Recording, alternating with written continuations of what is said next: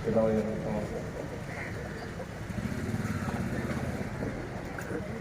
के इस महान दिवस पर जब हम लोग आज 75वीं स्वतंत्रता दिवस की वर्षगांठ मना रहे हैं, आप लोगों को हार्दिक बधाई है।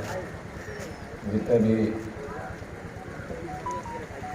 आरक्षी प्लाटूनों में हैं, commanders, parade commanders, band party में सम्मिलित आरक्षी, इसके अलावा पट्टा पुलिस लाइन के परिवार से संबंध रखने वाले बहुत सारे लोग आसपास दिखाई दे रहे हैं। सब लोग को मैं इस अवसर पर हार्दिक बधाई देता हूँ।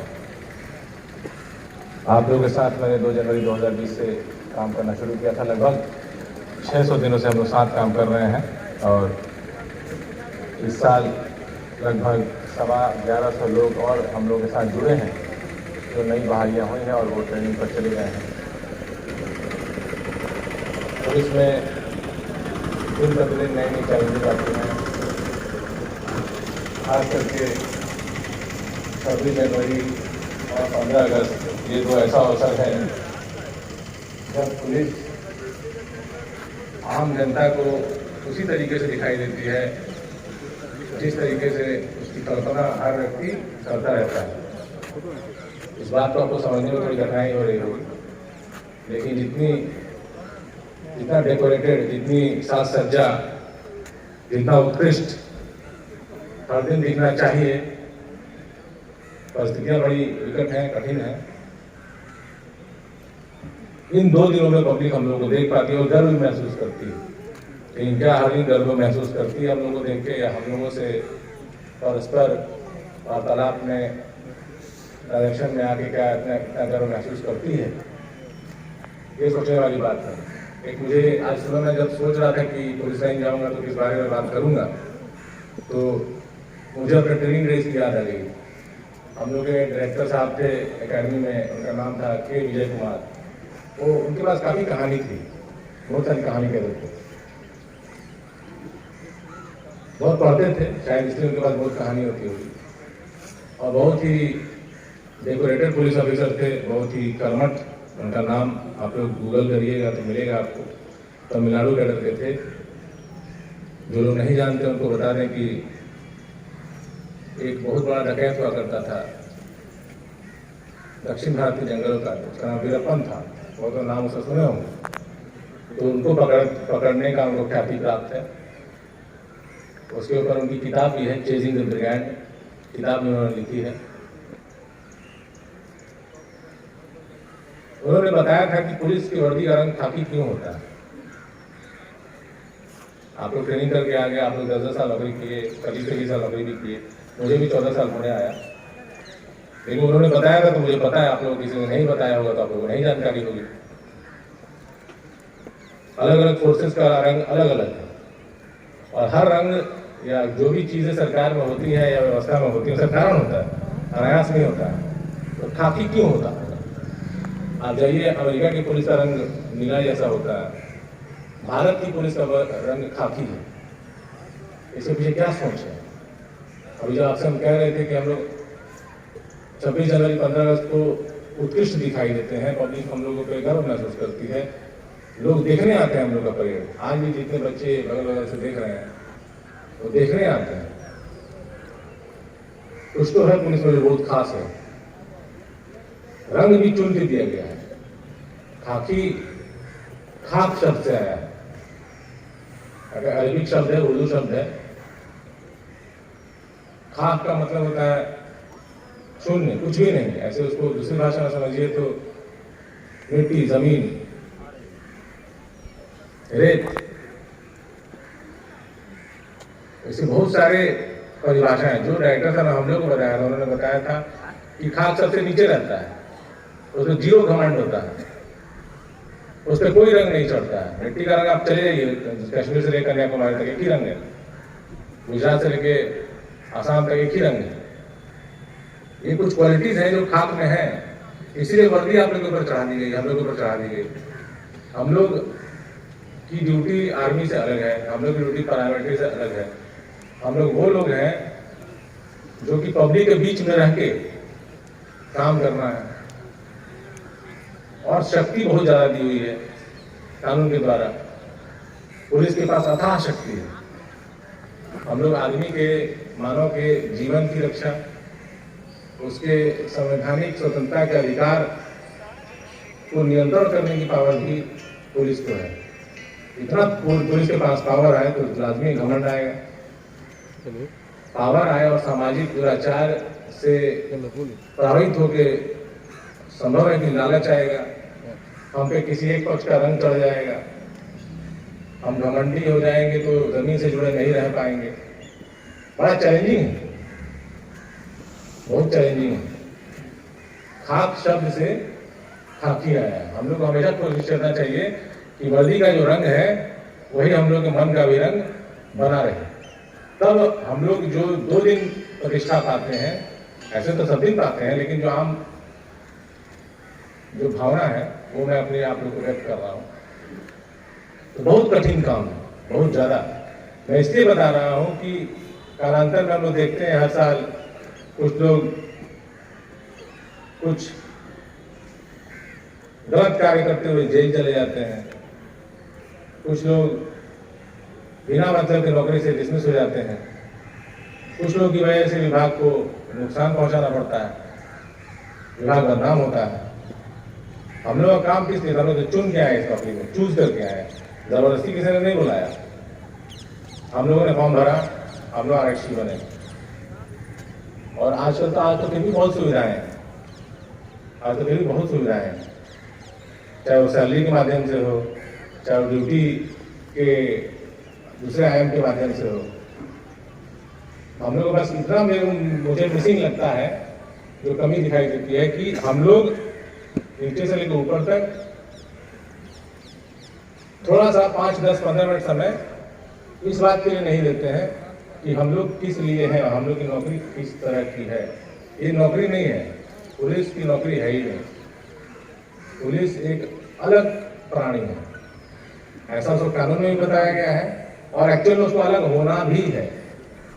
हाड़ मांस का आदमी है वर्दी के अंदर, लेकिन अब जैसे वर्दी पहन लेता है उसको आदमी नहीं होना है, उसको बहुत ही ज्यादा,